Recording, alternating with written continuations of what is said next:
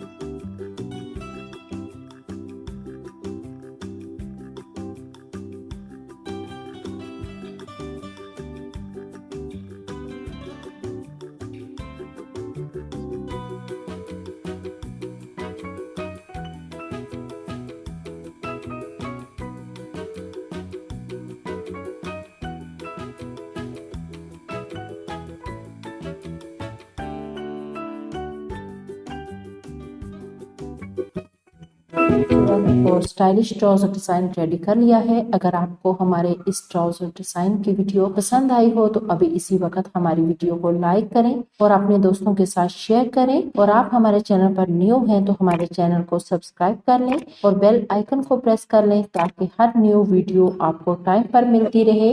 और हमें हमारे दूसरे अकाउंट्स पर भी फॉलो कर लें और घर पर आप लोग हमारे इन ट्राउजर डिजाइन्स को ट्राई किया करें और हमें फीडबैक जरूर दिया करें और अपने डिजाइन्स की पिक्चर हमारे इंस्टाग्राम पर हमसे शेयर करें और हम ये अपनी स्टोरीज और यूट्यूब वीडियोस में ऐड करेंगे। जिंदगी रही तो इंशाल्लाह नेक्स्ट वीडियो में मिलेंगे।